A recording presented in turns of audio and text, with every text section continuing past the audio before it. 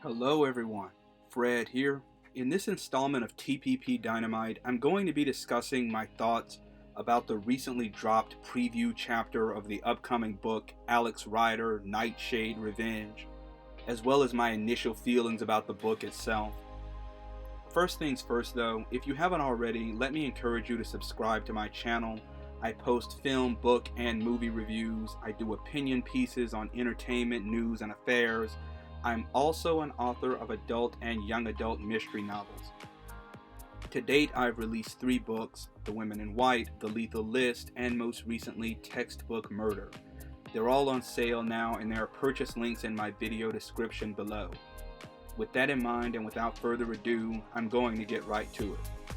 For those of you who don't know, the Alex Rider series is a collection of middle grade / young adult spy novels featuring a 14 to 15-year-old British boy named Alex Rider who is basically extorted into operating as a secret agent and going on dangerous missions for MI6. The series started with Stormbreaker in the year 2000 and initially concluded in 2011 with Scorpia Rising. The author, Anthony Horowitz, published a tangential novel called Russian Roulette in 2013, a novel following the life of an assassin named Yasin Grigorovich, who appeared in several of the earlier Alex Rider novels. In 2017, Anthony revived the proper Alex Rider series with the appropriately named Never Say Die. Anthony released a collection of short stories about Alex Rider compiled into one book called Secret Weapon in 2019, then released an actual sequel to Never Say Die called Nightshade in 2020. Nightshade focused on Alex's going undercover and infiltrating an international murder-for-hire organization called Nightshade that kidnaps and brainwashes children to turn them into an army of assassins. The book Nightshade ended on a major cliffhanger. Alex crippled the organization and foiled its plans to murder thousands of politicians and other civilians in London. But the organization's leaders and most of the child assassins escaped, and Nightshade's leadership then began plotting to take revenge on Alex. I started reading the Alex Rider book series when I was 14 myself, and I've unashamedly continued reading them into my own adulthood. I do think the series probably should have ended on Scorpia Rising. The series quality began flagging with that book and has continued to dip on varying levels with each of the subsequent books. Credit where it's due though, Nightshade was something of a course correction. It had problems, but I still very much enjoyed it. I was left craving more, and I was totally invested in seeing where the series would go after. Funny story, I even tweeted Anthony Horowitz once to ask when he would be releasing the sequel. I think his response to me was technically the first time that he publicly announced that a sequel even would be coming out or when. The release date, though, has obviously been pushed back since then because he did say at the time that the book would be coming out in 2022, and that year has obviously passed. Recently, he announced the sequel's title to be Nightshade Revenge and announced that the book will come out later this year in September. More recently, he released the book's first chapter as a sample. I've read that chapter, and in case you missed this video's title or opening, that's what I'm about to discuss. So the chapter opens on a man named Stephen Chan, a California native and a so-called investigator of computer fraud, identity theft, and industrial espionage, as he's planning to meet a wealthy video game designer named Paul Schaefer in Schaefer's New York City Soho penthouse apartment. Stephen arranged this meeting with Paul because Paul, who recently completed work on a popular augmented reality game called Edenfall, has some evidence that could help Stephen close a particular new case that he's working. Stephen goes to see Paul at night, only to find that Paul has been murdered in a manner resembling natural causes and that his apartment is empty. Paul is, however, clutching a high-tech headset that goes with his recently released game.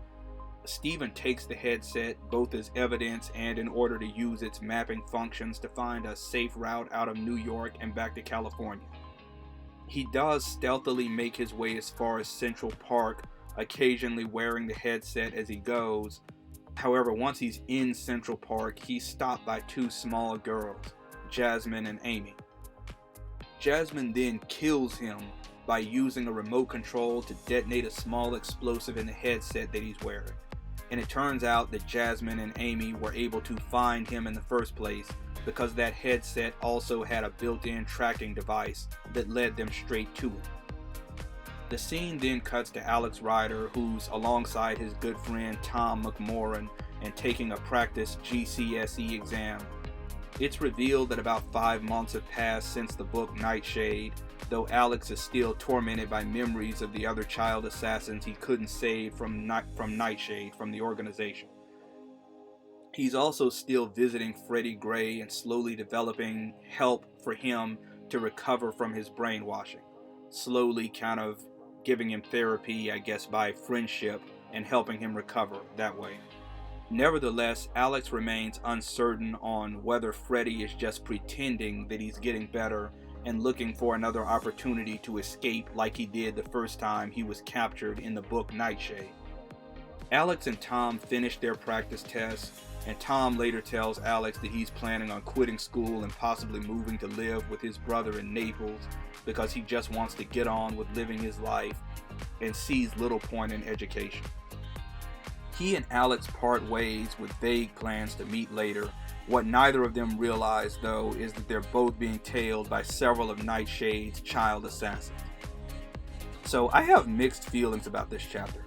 Anyone who's read an Alex Rider book knows that whichever character has the POV in the opening chapter is generally going to be cleverly killed off before that chapter's end. So I suspected that Stephen Chan was a goner within reading one sentence about it. His death was predictable, but the chapter still had me hooked as I began wondering just how the man would be murdered and how brilliantly the murder would be pulled off. Because it is always a spectacle in these opening chapters with Anthony Horowitz. That's something he always does well. It was a nice callback to the Nightshade book on Anthony Horowitz's part to have Jasmine and Amy, the two child assassins who did the inciting murder at the top of that book, work together again to kill Stephen this time around. Unfortunately, Stephen's murder itself was where the whole chapter fell apart. The twist with using the headgear as a tracking device / programmable explosive was unpredictable, but it made no sense and seemed to rely on too much convoluted coincidence. How could Jasmine and Amy have known Stephen would remove it from Paul's corpse and wear it in order to find his way around New York? I'm guessing that if Stephen had left it behind, they'd have found another way of hunting him down and killing him, but it still feels like they went through an awful amount of trouble in designing the headgear to trace Stephen and kill him without even knowing for sure that he would pick the thing up and take the bait. This chapter makes it seem as if their plan was to murder both Paul and Stephen in inconspicuous ways, and I suppose they succeeded in doing that with Paul, but leaving Stephen's dead body with a gaping hole in its head in Central Park doesn't seem inconspicuous at all, and that's yet another problem with the whole headgear murder plot. I wonder why Jasmine and Amy couldn't have just followed Stephen back to California, killed him quietly in his home there, and made it look like natural causes in the same way they did with Paul. It just felt like the headgear murder plot was included for no reason besides its own shock value. The material with Alex was much better. It was nice catching up with him again. It was nice learning a bit more about what's going on with the people in his life as well. Jack studying to be a lawyer, which is a plot line that's been running for the last 2 books. Tom planning on quitting school, plus going through more problems with his bitterly divorced parents, which that plot line has been running since the book Scorpia. If there's one thing that didn't quite add up with the Alex material, it's how he's gone 5 whole months without hearing from Nightshade, and how MI6 doesn't seem to have him under any sort of protective watch. On the one hand, I'm left wondering why Nightshade would wait 5 months before moving on Alex, or even sending people to spy on him. You think, why couldn't they just send one or more of the other child assassins after him to kill him inconspicuously at school or on his way home or at any one of the million other times when he'd be vulnerable in his daily life? Also, given how Nightshade is still out there and would have every reason to hold a grudge against Alex, it's hard for me, on the other hand, to see how MI6 wouldn't have proactively placed Alex under any sort of protective guard until Nightshade could be stopped. Honestly, this is the same thing that happened in the book Scorpia, when Alex stopped the Scorpia organization but ended up nearly killed after Scorpia's leadership hired a sniper to kill him for revenge. It's hard to fathom how MI6 or Alex himself wouldn't have guessed that Nightshade might eventually come after him too, looking to settle the score. And that brings me to mentioning my initial feelings about Nightshade Revenge as a book itself. First, I can't say I am exactly in love with the title. It just seems rather uninspired compared to the past Alex Rider books, except for Scorpia Rising, whose title I didn't like either. The previous book was called Nightshade, so it's a little basic and on the nose for the very next book in the series to be so simple as Nightshade Revenge. Honestly, when I first heard this book announced, I really did think that Nightshade Revenge was just a code name being substituted for the real title of the book until Anthony Horowitz was ready to properly reveal it. And only after I saw the legit cover art did I realize I was wrong. My feelings about Scorpia Rising as a title were similar. I thought it was a basic and on-the-nose name for what was being touted then as the final and greatest Alex Rider book in the series. Nightshade Revenge's book blurb and the context clues from the sample chapter make it seem like the Edenfall video game will play a major role in the action, so I wonder why the book couldn't have just been called Edenfall or something else equally sophisticated and more befitting the story. Also, this is just a little aside.